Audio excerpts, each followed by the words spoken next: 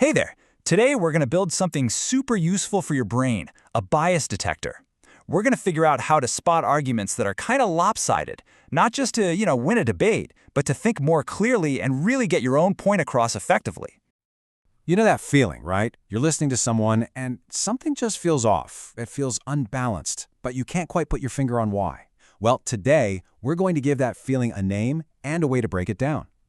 So, what is that thing? What do we call that lopsided feeling? The word we're looking for is bias. Just understanding what this is and how it works is really the first step to seeing things way more clearly. Okay, so here's the main idea. Bias isn't always about being wrong with your facts. It's really about being unbalanced in how you present them. Think of it like a scale that someone's secretly putting their thumb on. A biased argument is only showing you one side of the picture, and it's doing it on purpose. So, how do you actually spot this out in the wild? Well, you can look for 4 big red flags. First, it just straight up plays favorites, like it's cheering for one team. Second, it leaves out important stuff, the facts that might hurt its case. Third, it uses really emotional words to get you fired up instead of thinking. And fourth, it completely pretends the other side doesn't even exist. Keep these 4 in your back pocket. All right, enough talk. Let's actually put this to the test. Time for a little practice round. I'm going to show you a few statements and you decide, is it fair or is it biased? Ready? Let's do it. Okay, here's our first one. Studies show that swim lessons help prevent drowning. What's your gut feeling on this one? Just listen to how it's phrased. So, what do you think? Fair or biased? Run it through that little checklist in your head. Is it overly emotional? Is it ignoring another side? Take a second, lock in your answer. If you said fair, you are absolutely right. The magic words here are studies show. See, that immediately points to evidence, to facts, not just someone's opinion or feelings. It's all about data, not drama. Okay, now let's try this one. Any parent who doesn't teach swimming must not care at all. Whoa, you can feel that change in tone right away, can't you? Does this one feel balanced to you? Think about those red flags we talked about. Are any of them popping up here? Pay really close attention to the specific words they're using. What's your call? Fair or biased? Oh yeah, this is a textbook example of biased. It is just packed with emotional, loaded language. Phrases like any parent and not care at all. Those are huge, sweeping judgments. They're designed to make you feel something, not think about the facts. It's all heat, no light. All right, on to number 3. While some kids dislike early mornings, others enjoy being productive.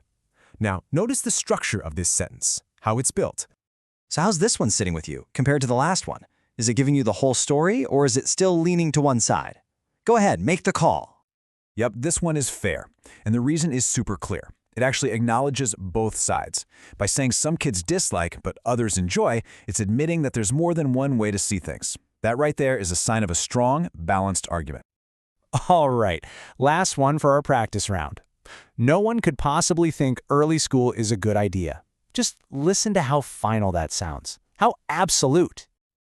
Okay, last one. You've got this. Let's break down that phrasing. No one could possibly. Does that kind of language open up a conversation, or does it just shut it down? Does that sound fair to you? 100% biased. It's so extreme, right? It's an all-or-nothing statement that just pretends an opinion is a solid fact.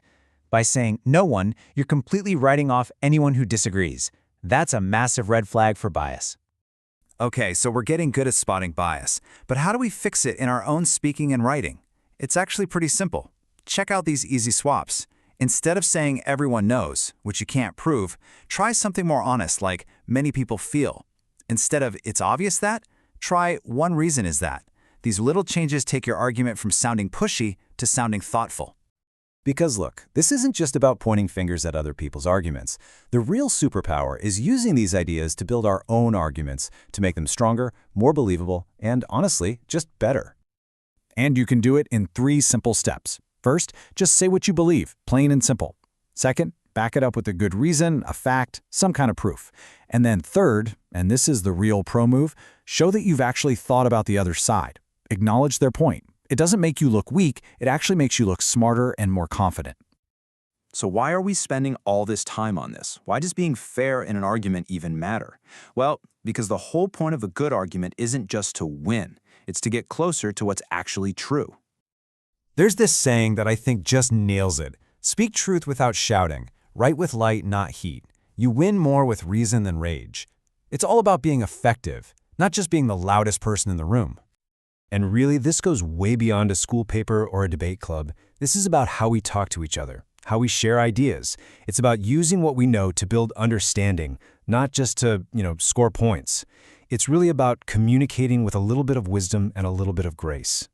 So I'll leave you with this final thought. Being fair-minded doesn't make your point weaker. It makes it stronger. It shows you're so confident in your own idea that you're not afraid to look at the other side. A fair mind and a calm voice can actually be the most powerful way to speak a bold truth. Thanks for thinking through this with me.